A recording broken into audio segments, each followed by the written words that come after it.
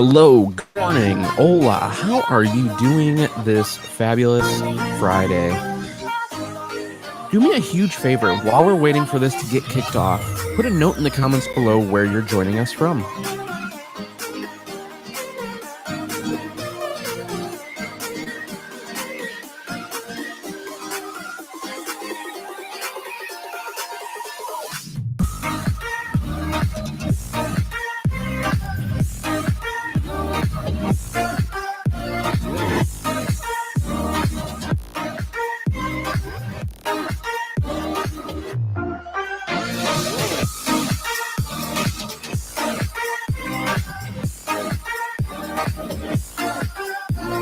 Red City is watching.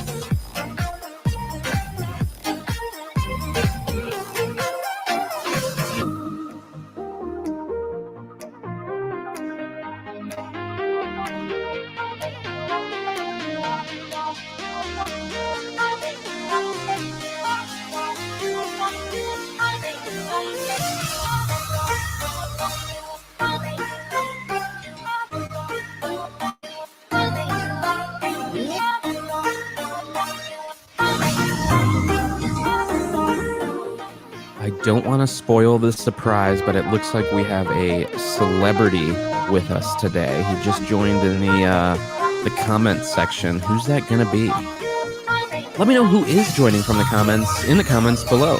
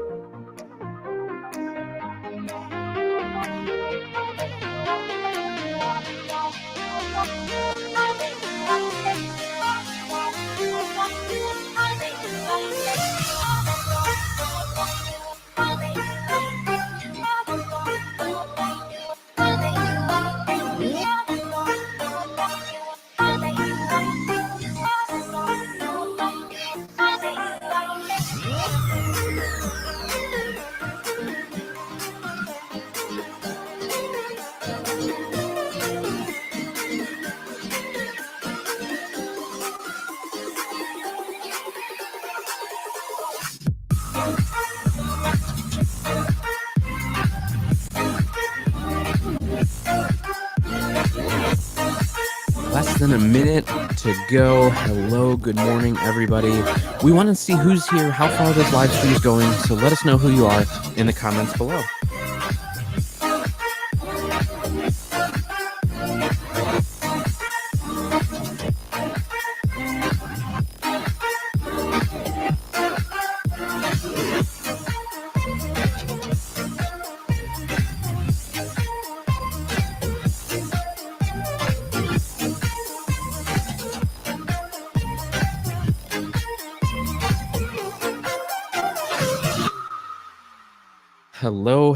Hello, and good morning once again. I hope, like I've been saying, I really do hope that you guys are having an awesome day and have some awesome weekend plans. And thank you so much for joining your Friday, midday. I don't know if it's morning, afternoon. It's like right there at noon. So thank you for spending your lunch hour with us. It really does mean the world to us.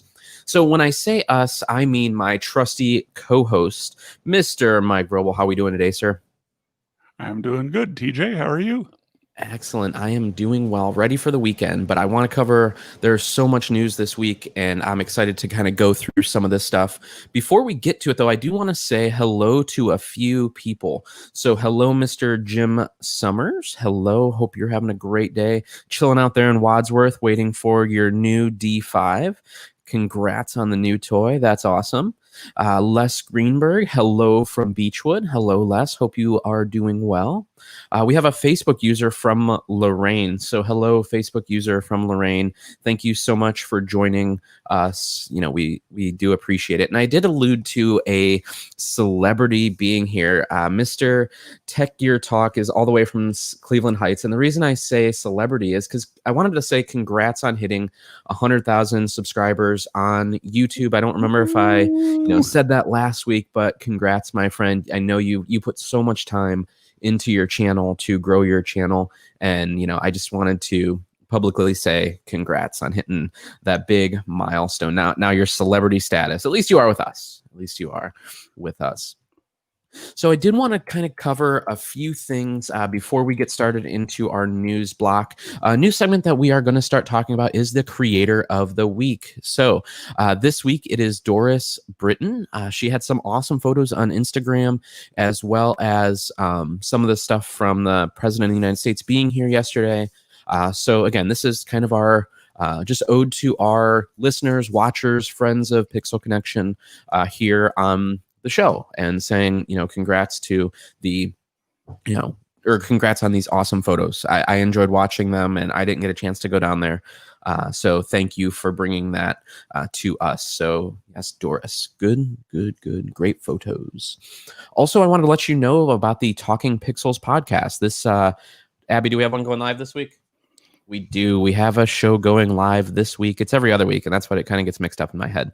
Luckily, I have a awesome marketing assistant, Abby, that keeps me on point. So yes, a new episode is coming out today. So watch your podcast feed for that. And also, I want to let you know that you can get this show via podcast subscription. So if you go to the Apple Podcast, Google Podcasts, Spotify, you'll be able to find it there. And over the next couple weeks, you're going to find that it's going to get out to more platforms. So that is coming soon. So if you can't join us one Friday, just note that you can subscribe to that podcast.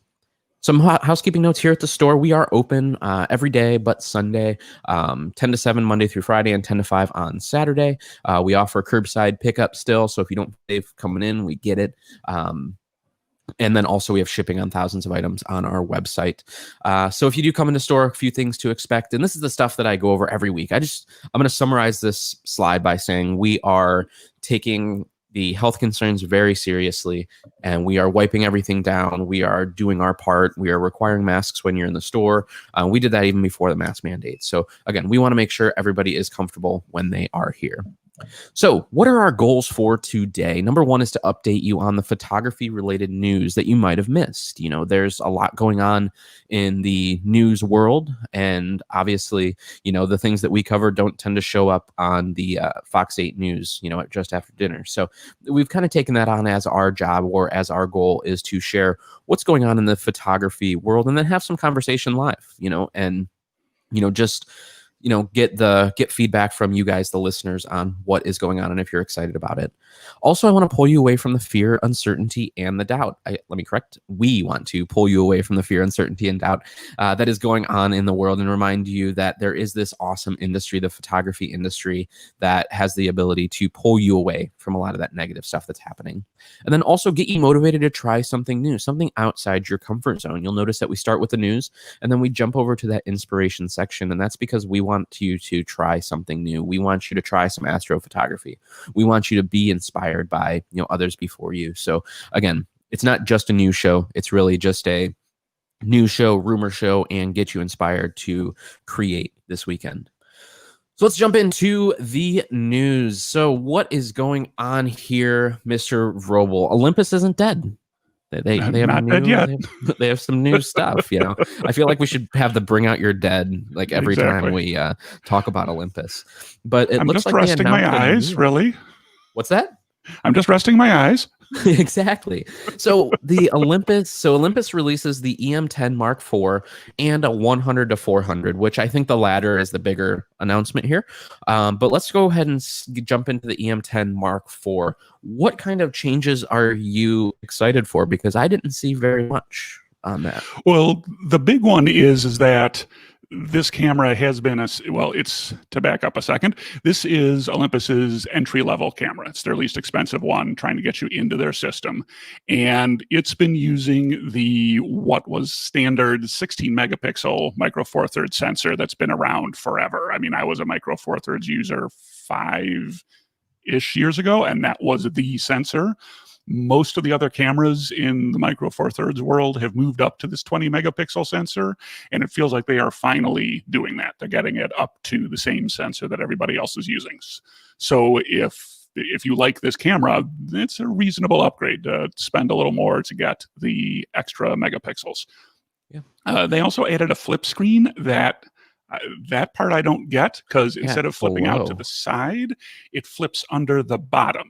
So I guess maybe if you want to use it for selfies, that's useful. But most of the flip screen usage I hear about is vlogging or video. And if the flip screen is under the camera and you're trying to put it on a tripod or a handheld tripod like vloggers do, you can't see yourself anyways. So what's the point? So I guess it's okay for selfies, but beyond that, I'm not quite sure why they bothered. So I think one of the best or better implementations is like on the M6 Mark II, where it flips straight up, on top. And I think some of the Sonys are like that too. Because I think when you are vlogging, it is nice to have that kind of direct at the lens look instead of the off to the side look. So I can see why they did it. And honestly, with having it for the tripod, a lot of times when I'm recording, even if it is, by myself, I'm just using that to get the framing right. And then I'm going right into it. I'm not really staring at myself. And I've made this mistake before when I had a confidence monitor, when I worked at Panasonic. If you look at any of the G9 videos on the Panasonic YouTube channel, you see me doing this like the whole time, because I'm like looking at the confidence monitor.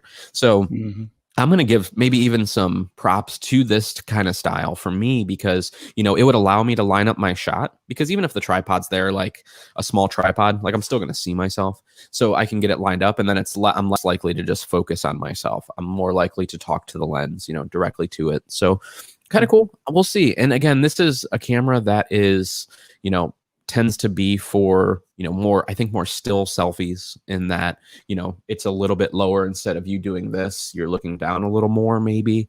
But it'll be interesting to see if this takes off, and if, the EM10 users out there, I don't know if, 3 to 4, like you said, the megapixels are a big deal. But I don't know how many people, with the uncertainty that is created with Olympus, do you think people are going to pick up this camera, or do you think they're going to look towards Lumix for their next body upgrade? Yeah, and that's my big concern about all this, is the stuff that's being released is obviously stuff that was in the pipeline for Olympus. So since it was already on the way, they're going to release it. And the next big one I know of is they have the lens, the 100 to 400 that we're about to talk about. There is a pro version, a 150 to 400 fixed f4 with a built-in teleconverter option. And when that one comes out, that's the last thing that's been rumored or announced is done. That's where I'm going to start looking. Okay, now what? And based on what comes after that is how I'm going to judge, is Olympus going to be sticking around or aren't they? Absolutely. And I think the 100 to 400 is an interesting one, because there's a lot of Olympus users that use that lens, but on the, they use the Lumix version, and they're losing out on some of the benefits of the, image stabilization when they're mixing body with lens. And I think that this is going to be a pretty good seller for them. I think this is something that Olympus users have been wanting for a very long time. But I think there is another even longer lens in the pipeline that they've talked about, a more pro lens that is, like you said, the 150 to 600? I'm pretty sure it's 150 to 400. So it won't be any longer, but it will have the fixed f4. So it'll be a lot more of a brighter. pro lens. Yeah. So Exactly. I think that they're directly going after Lumix here, because Lumix has had that like a 1:4 out for a long time. And a Right. lot of Olympus shooters use that because Yeah. it's, a length that's kind of missing in the lineup. So I am glad that Olympus is pushing this out. I think Olympus users are going to be very happy, with that additional lens announcement. So it's cool to see, that they're not just giving up. They're not just using the brand. It's not going to end up like Polaroid, for example, where everything is just a polar, they're just using the brand to try to sell crap. It seems like we're still seeing some of that R&D come out. So hopefully it does continue. Yeah, and as a former owner of that Panasonic 100 to 400, that was a great lens. And I could see as a prosumer option, you don't want to pay for the fixed f4 Pro version that's coming. It'll be a great lens if you're kind of in that middle where you're a hobbyist and a very enthusiastic hobbyist, but you don't want to spend Pro money. Absolutely. So moving right along, we have this beautiful, beautiful lens. And I was kind of sad that I didn't get a pre-production of this lens.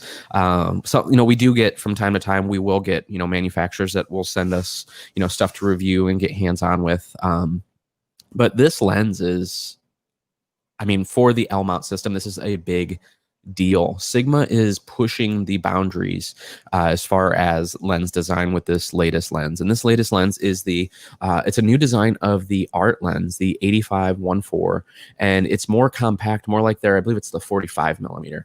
So again, small, lightweight, but still has that high optic quality of the art line, and it's available for L and E-mount. So again, Sony shooters, Panasonic shooters, Sigma shooters, and Leica shooters, they're going to have this new lighter weight lens. And I feel like this is just showing what the, for on the L mount side, like, again, I'm only coming at it from the L mount side, just what a modular mount can do, because now you have Sigma just pushing the boundaries, and now they can, make these smaller lenses. You have, Lumix pushing the boundaries on the computer, or on the, they are computers, on the digital backs with the bodies, and it's coming together in a really great package. So it'll be interesting to see what they do with their current art lineup, as far as pricing or what, because the other one is, it's huge. In comparison, I haven't held this yet, but even just like looking at the image with the FP in comparison,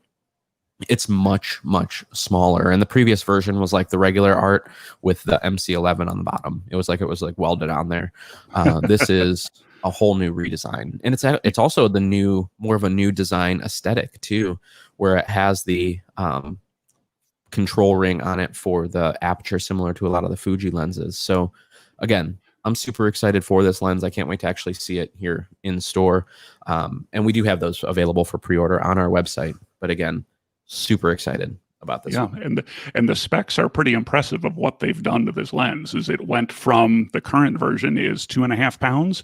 It's less than 1.5 pounds. It's 1.4 pounds now. So they were able to cut a pound off this lens, which is huge. And you're approaching it from the L mount side. I watch a lot of Sony E mount YouTubers, and they're as excited about this lens as the L mount people are. They're really looking forward to getting their hands on this one, because Sigma's art line has a really good reputation.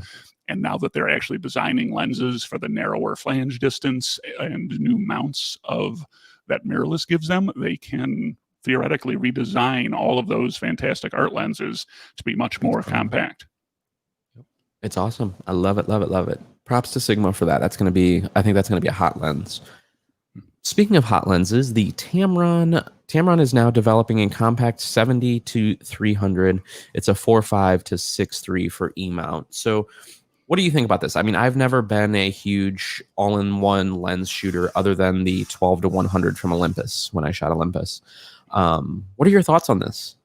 Well, I think again, it's, for me, this is a more base level consumer lens, but it's a good addition to the E-mount system. It's good for Sony to have this lens from Tamron available.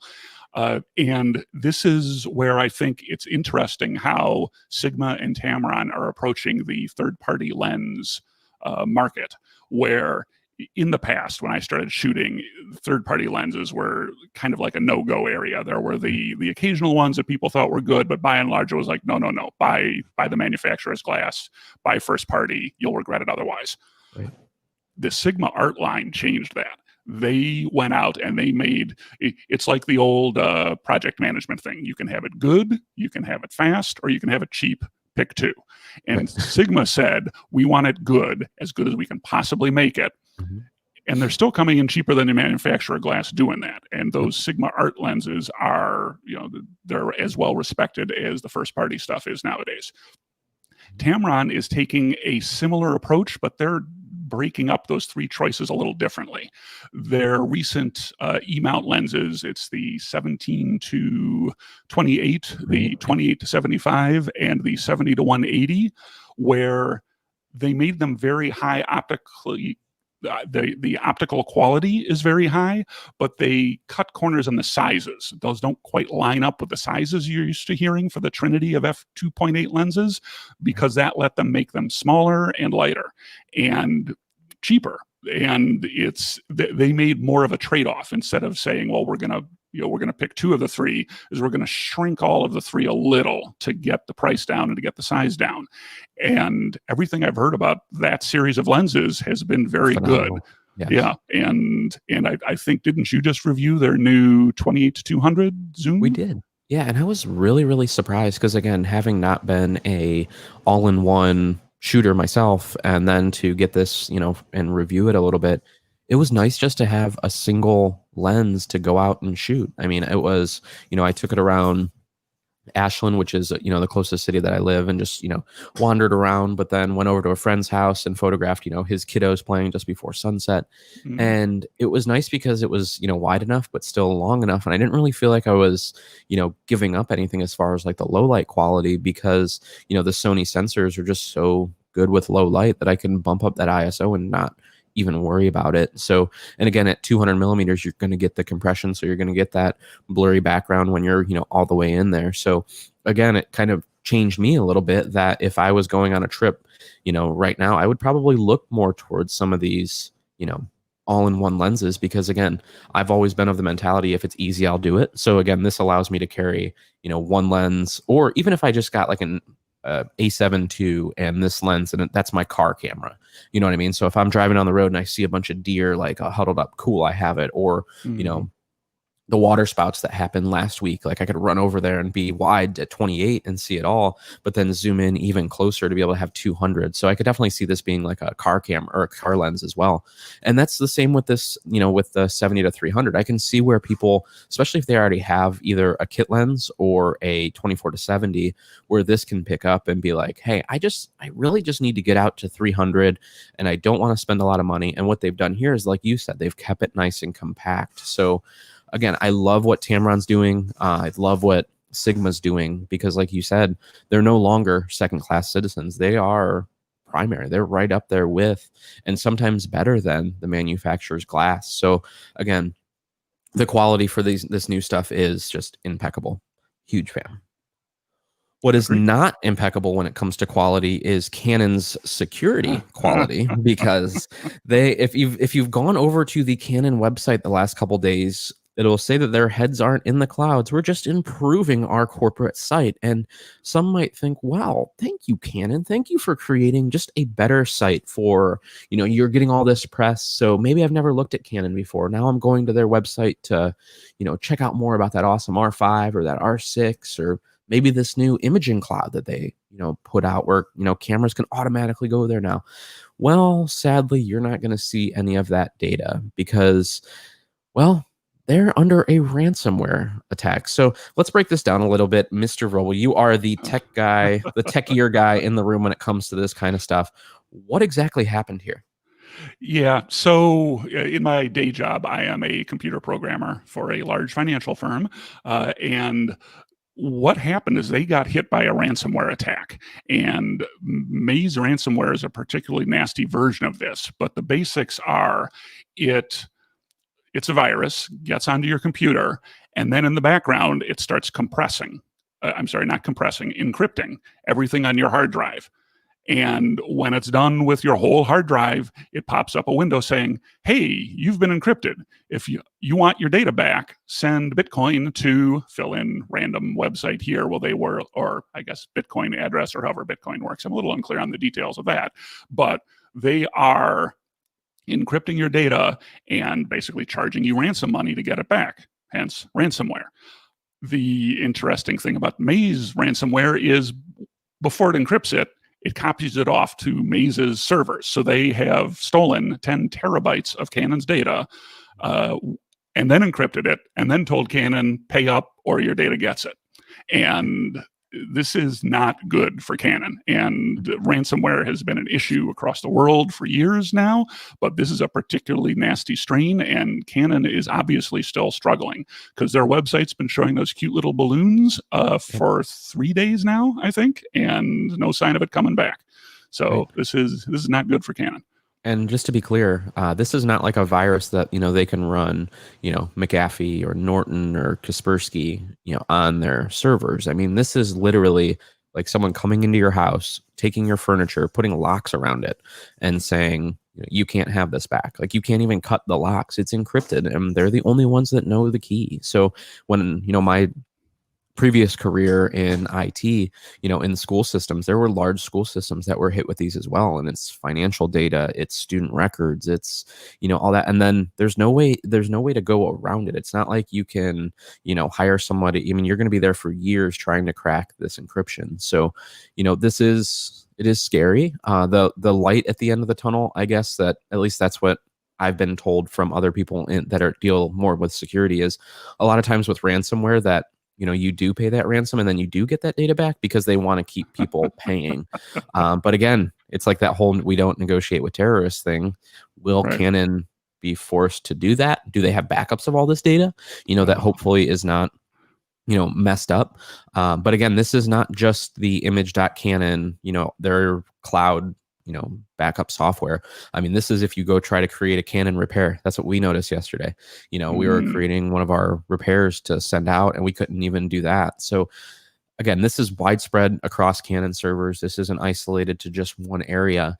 And with a company that just announced horrible financials, they now have this security breach. The R5 and R6 are coming under scrutiny for heat and then also delivery. They had layoffs a while back. It's a rough time for Canon, and hopefully they can push through, because I think they do have a great product in the R5 and R6, and I do believe the RF glass is going to be some of the best out there. And we even have a rumor for a new camera they're working on. So, I think they'll pull through. I hope they will pull through, but it's not going to be without taking money that would have been set aside for R&D to fight this off, because they have to. I mean, this is something they need to focus on and they need to fix ASAP. Yep. So I want to segue into the public service announcement part of the podcast, which is the 3 things you should be doing about this. The first is make sure you are constantly updating whenever your operating system has a patch. This probably came in because they were behind on their Microsoft Windows patching. That's the rumor that I read on a pretty detailed tech site. The second thing is make sure you have secure passwords that you don't reuse. And the best way to do that is a password management software like 1Password or LastPass, something that will create random passwords, and then you just need to know the password into the password manager software, and then you don't have to worry about repeating anything anywhere.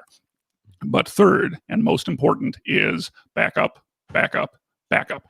You need what is called the 3-2-1 rule of backups. You need 3 copies of all important data, 2 of them locally on 2 different devices. If it's on the same hard drive and there's 2 copies, it might as well not be, because hard drives fail all the time. You need 2 different hard drives. And the one is 1 offsite copy. I do this through Backblaze. It automatically copies all my stuff up. But even if it's just taking a backup every now and again and running it over to your parents' house or a friend's or to your office from home or vice versa, make sure you have backups, because yes, Canon may have to pay for the ransomware, but you or me, our solution to this would be to say, oh, well, wipe my computer, make sure it's clean, then go get that offsite backup copy. Or if I'm lucky, one of the local backup copies, doesn't have the virus on it either and wasn't encrypted yet. So backups, please. I've lost hard drives in the past. Please don't make the same mistake I did and not have a backup copy and lose all of your pictures from, say, the early or the late 90s. Yep. Not that I am bitter about that or anything. Not at all. So one thing, or a group of people that are going to be bitter, is the fact that they are not going to be getting their A7S IIIs. They are going to be very, very bitter. So it looks like Sony, I don't know if this is like a humble brag, but they came out and said that greatly exceeded our expectations. So I want to call BS on that, because this is like the longest, like, sought after camera in, I mean, in my lifetime, for one. You know, this, and how did you not think that people were going to want this camera? Like, you listen to the users. It's the best 4K camera out there. You crossed off all the boxes that they wanted. What would make you think that they didn't want this camera? Especially, and I don't know if they were like looking at the R5 and R6 thinking, well, we're going to lose some market share to Canon, but I just thought this was interesting that they don't have enough. And honestly, like, I'm not blaming Sony at all. I mean, the pandemic has just foobarred the whole supply chain. So it's going to be, there is going to be delays with any new releases. I mean, there's not going to be a ton, and, with quantity, especially the first, couple shipments. But I just thought it was interesting that they put out a presser that, greatly exceeded our expectations. Yeah. So, and we've had a lot of people here at the store, put their pre-orders in and get in line for it. So I can't wait for the camera to be here. I am, I'm not really a Sony shooter. I have shot Sony in the past, but this is a camera that I do want to get hands-on with. I do want to play with it. I do, want to check out the new menus and the color science. And I watched a bunch of videos about it last weekend, and it got me like really, really wanting this camera. So I can't wait for it to get here. Yeah, I agree. I think exceeds demand is a euphemism for, well, the R5 and the R6 aren't stealing quite as many users away from it as we thought, and coronavirus. So I think, like you said, this is just something we have to be used to nowadays, is production is always going to be a little slower than we would like it to be. Absolutely. This next story, this one was kind of funny, because we left it in here for me just to ask this question. Who's asking for gold-plated lenses? Like, is it me? Is it me? Like, you guys can tell me in the chat. Is it me that, maybe I'm the weird one that wouldn't want this lens? I'm cool with the graphite, the silver, the black, like the white lenses. Like, I'm cool, but gold, like, that just screams steal me. Like, I don't know. So the article here is Artisan announces a new limited edition 24 karat gold plated Leica lens. Is it a 35-1.4? Yes, 35-1.4. And I think the key to that statement is Leica. For better or worse, Leica users have a reputation as buying it for the name, buying it for the exclusivity, not just the functions of the camera. And this may not be politically correct, or maybe even a little bit racist, but the Chinese market is famous for loving gold. And Artisan is a Chinese company, and I think they know their market. I think they are saying, we're making some limited edition gold-plated lenses for $1,200. We can sell them if we make them. So I think they may have figured out an interesting way to get their Leica customers to buy a few more exclusive lenses just because of the exclusivity. The other data point being the Leica 35mm f1.4 lens costs over $6,000. Right. So you can spend, this is a budget lens and gold plated. Right. So you can either spend $6,000 for Leica glass or $1,400 for gold plating. Your choice. And Jim Summer says gold lens screams overcompensation for something else. Yeah. And so, Jim's comment about lawyers and doctors is, I think, right on. Or dentists and doctors. Yeah. So, I mean, this is definitely for a target demographic, and I don't think it's racist, what you said. I mean, that's just knowing their market, and I, totally respect them. And that's something that, if the, Chinese people like gold lenses and gold plated things, then it makes sense. I don't know that, that's something that we're going to be carrying here at the Pixel Connection. But if you let me know, you put in the comments, if you want one of these, we'll get it in for you, or we'll try to get it in for you. But I don't know how many people are asking for that. So what I am excited for is the new Fujifilm Creators. So do me a favor and remind me, what are Fujifilm Creators? How is this different than their ex-ambassadors?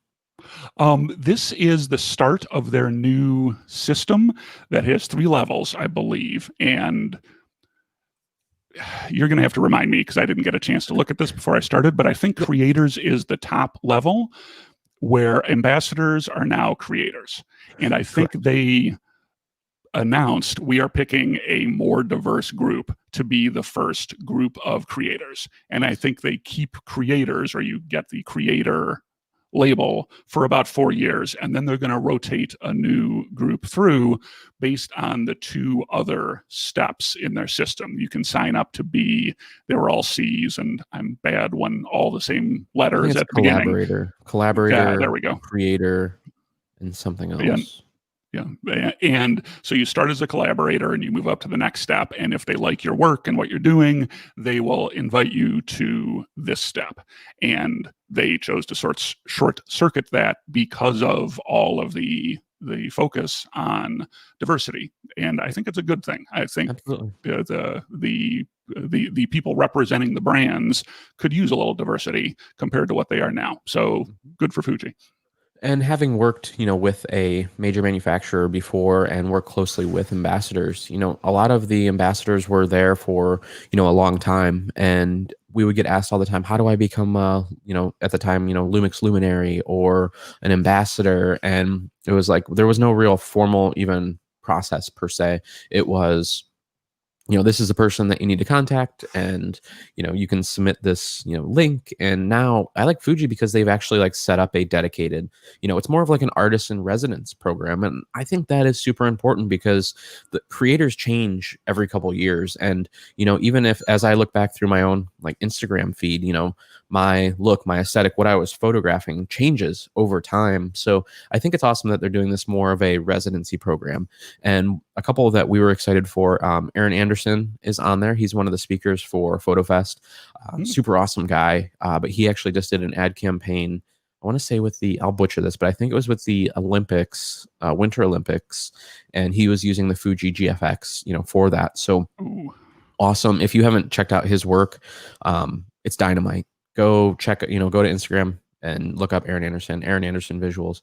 And it's just phenomenal stuff. But they did a lot too. I mean, it wasn't just 5 new announcements. Like when Canon did theirs a couple weeks ago, there was like maybe like 6 or 7, if I remember right. There's quite a few new creators. So I'm so excited that, that Fuji went this direction. Another person that we had a couple weeks ago, Miles Whitboyer. I'm saying that in order, right? Yeah. Miles Whitboyer. He's also on that creators list.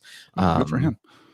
There was quite a few, that were on there. So again, exciting that there's a new class of artists, and the ex-ambassadors that were there before, like Brian and all the other ones there, they're still there, but I think they're just going to have a 2-year, kind of a 2-year residency, and then they'll go out with this class.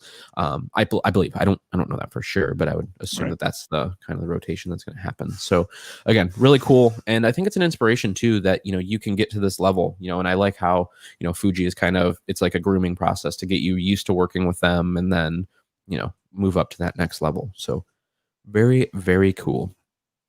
So up to the next level, if you want to take your astrophotography to the next level, we put it's a pretty extensive astrophotography post-processing workshop that was on YouTube.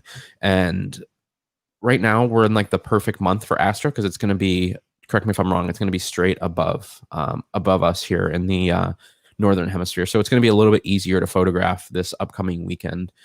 So it's very timely that, this workshop has come out. I'm going to jump over to YouTube real quick, and so it's an hour and 39 minutes of a tutorial. So again, this is not just a few tips on astrophotography. This is a in-depth, how you can create amazing astro photos. So again, hopefully that is an inspiration for you for this upcoming weekend, because it should be a good weekend to photograph the Milky Way. Next weekend, I think it's the best.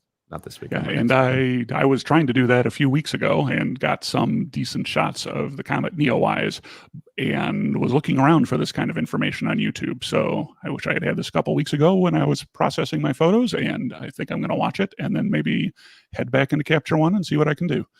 Absolutely. So I wanted to, you actually found this video, which is portraits on a budget. And this is from our friend Tech Gear Talk.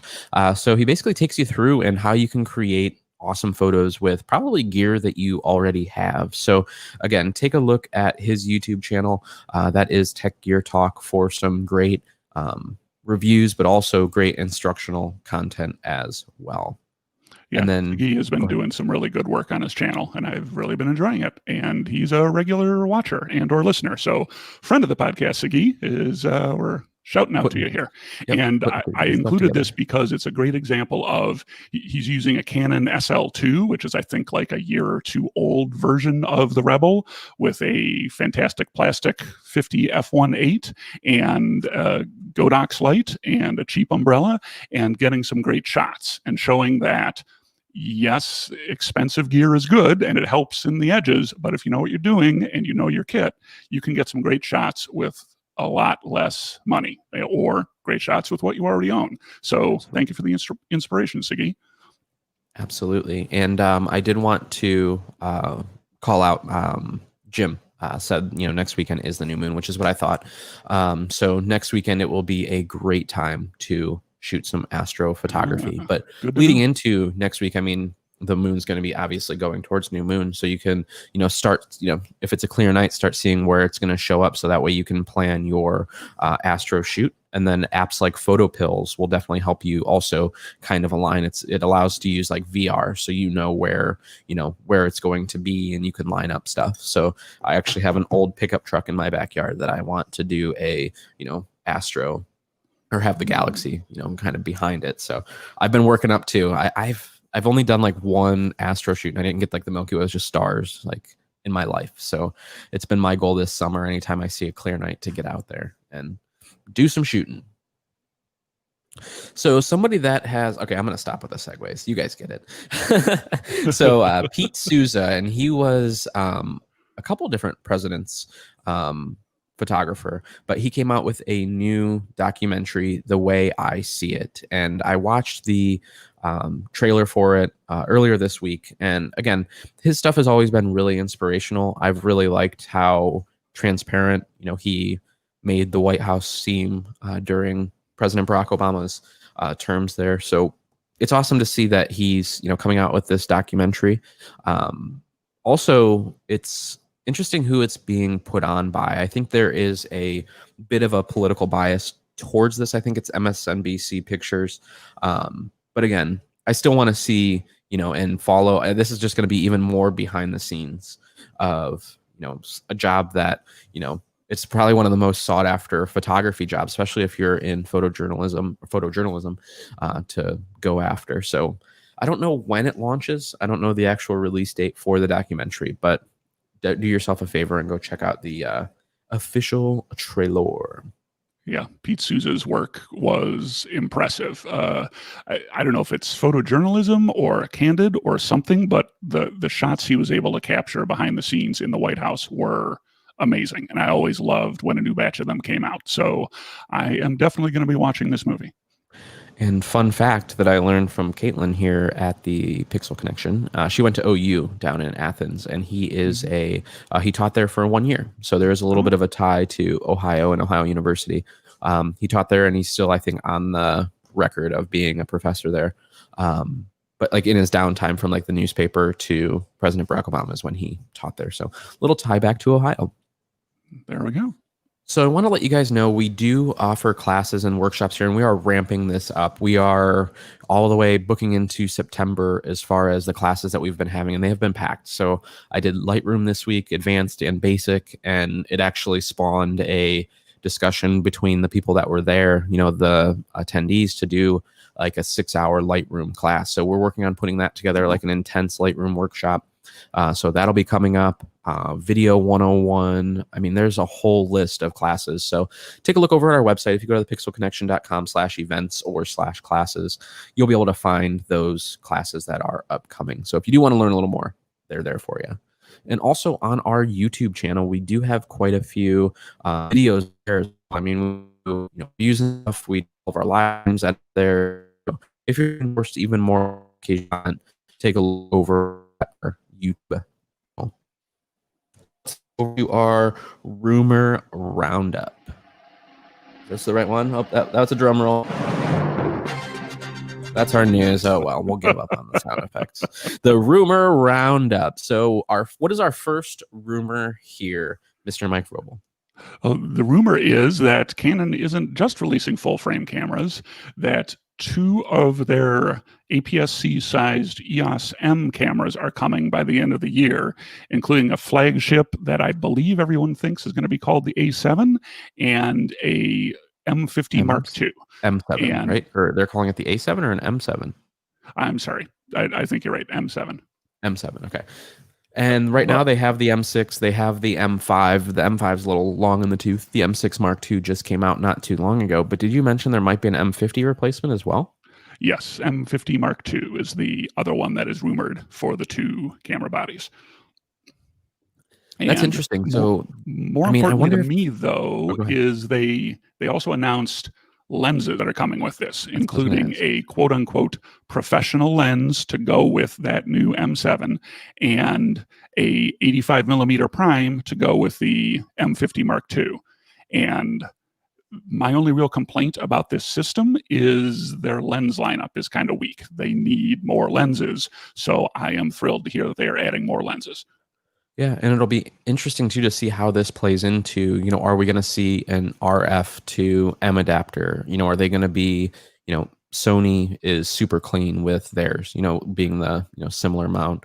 Nikon has the Z mount and it'll work, both ways. I wonder if Canon's going to go in that direction too and allow for RF glass. I don't think they can with flange distance, but it'll be interesting to see what they do with this lineup because they are phenomenal cameras. The M6 Mark II, I was going through photos the other day from a trip down to Florida in December, and just the colors, and that's also what I took on my trip to Ireland was the M6 and the M5, and color reproduction, size. I mean, they hit so many things right with that lineup.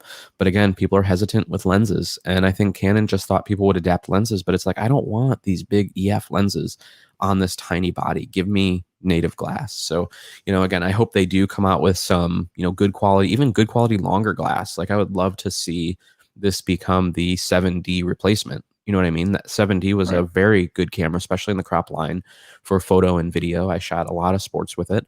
It would be nice to see a mirrorless version of that coming soon, where you have the high frame rates, you have that extra reach with the crop sensor. I mean, there's a lot of good reasons to choose a crop sensor camera. So I do hope that they come out with something fresh and they bump up their lens lineup a little bit. Yeah, and I do want to chime in and say that I'm willing to bet that they can't adapt RF to the M mount, like you said, because of flange distance. You can do the EF lenses because you have that extra space for the mirror box. I think mirrorless cameras are too tight for the adapter that you would need to make it work. Yep. But I'm not a Canon engineer, so maybe I'm wrong. Maybe they'll figure it out. Maybe they can put some magic in there.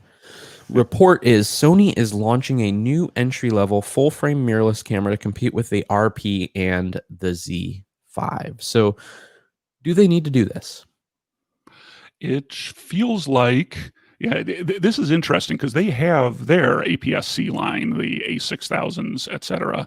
And this feels like they want to make their own competitor to it. Now, that said, Sony has always been very good about not worrying about competing with itself. Canon seems to try to segment their video and film or photo market, whereas Sony has always said, yeah, we're going to slap everything we can into the body. So this feels like their attempt to move full frame down market. This is their Canon RP killer, their new Nikon Z5 killer. So I think this one, which the rumor is it's going to be the A5, and it's going to have a rangefinder style body like the A6000 series. I think this is their attempt to move down market with a less expensive body, and I think it's a good one. Get more people into the Canon system. I'm sorry, into the Sony system is good for Sony. Absolutely. And I think if they just bring over even some features of the A7S III with the flip out screen, better menus, color science, I think that they're going to hit it out of the park.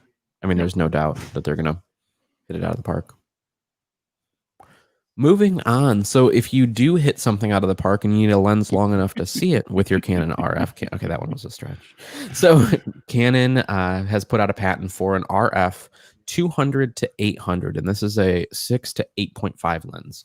And that's I'm like, what? These are so like non-standard lenses that they keep coming out with. Like, it's not a 5.6 to, set. It's this weird 8.5, and then they had the F11s, and but Canon's like basically taking all what they know about, and what they've done in the past and saying, no, we're starting fresh with the RF line. So who is this lens for, do you think? So I think this is similar to the 100 to 400 we were talking about up above in the Olympus line. This is a consumer level super zoom.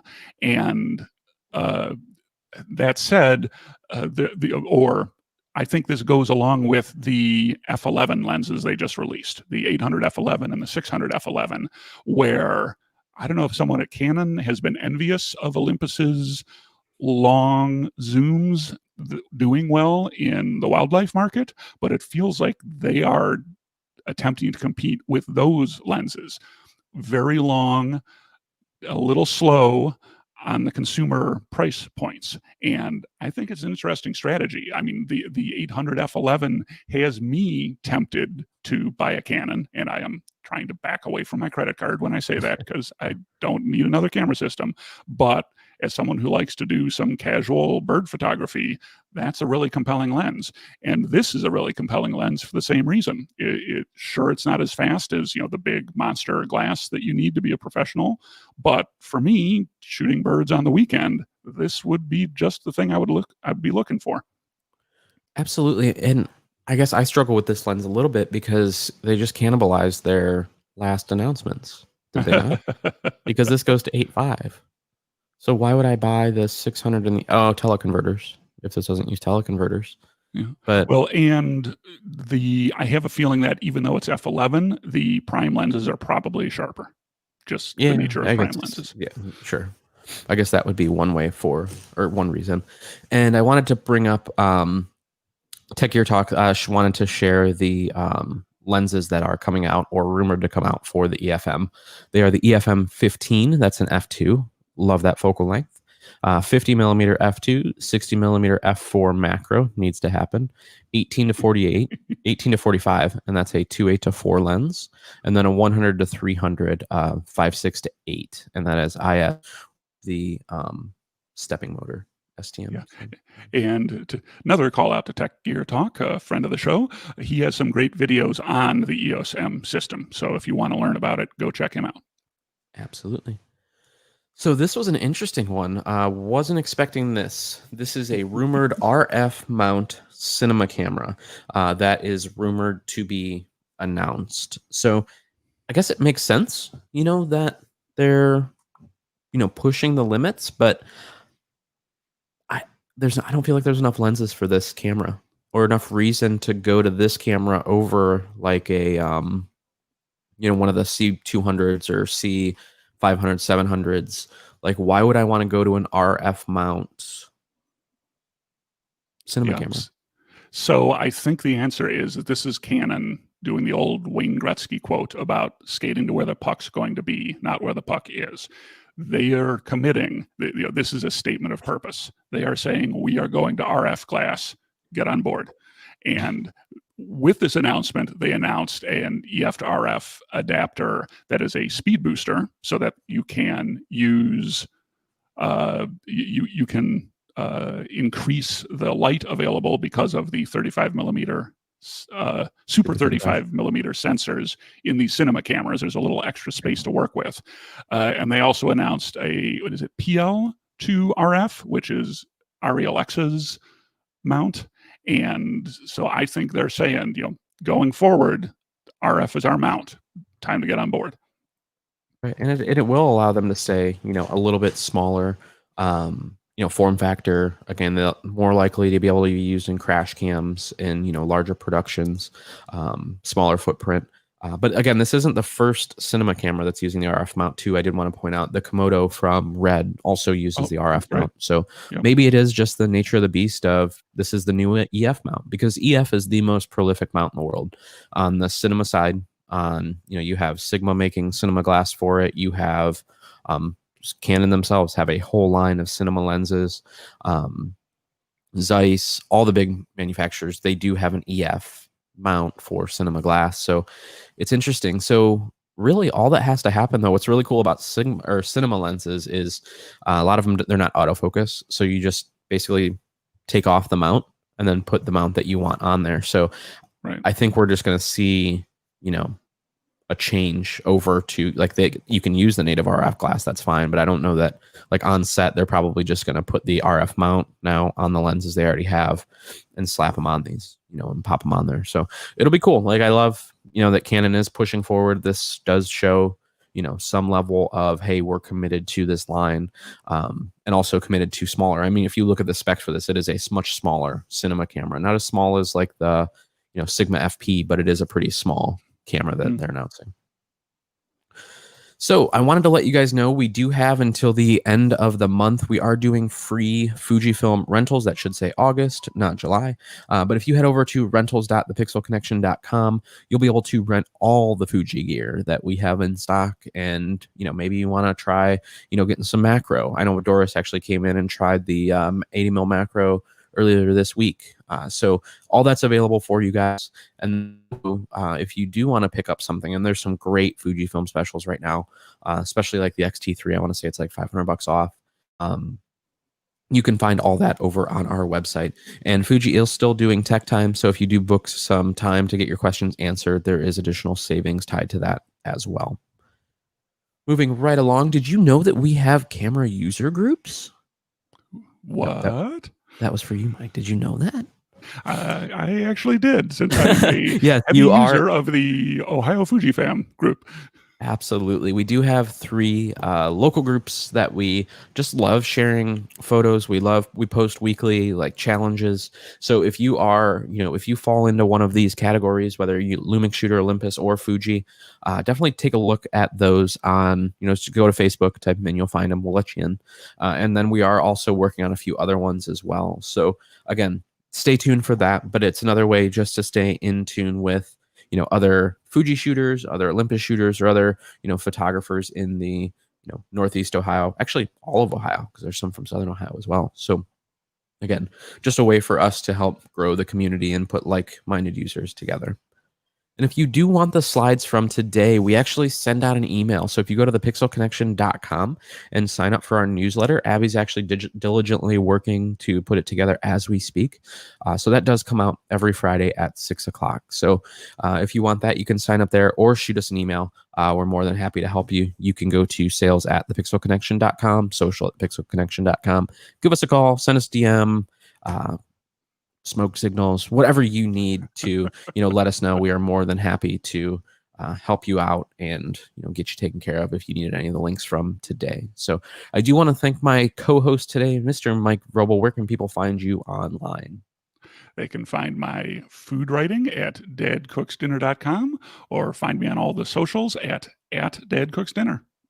Absolutely. Thank you so much for taking the time out of your day. I know it's been a busy week for you, but we appreciate you taking the time to spend it with us.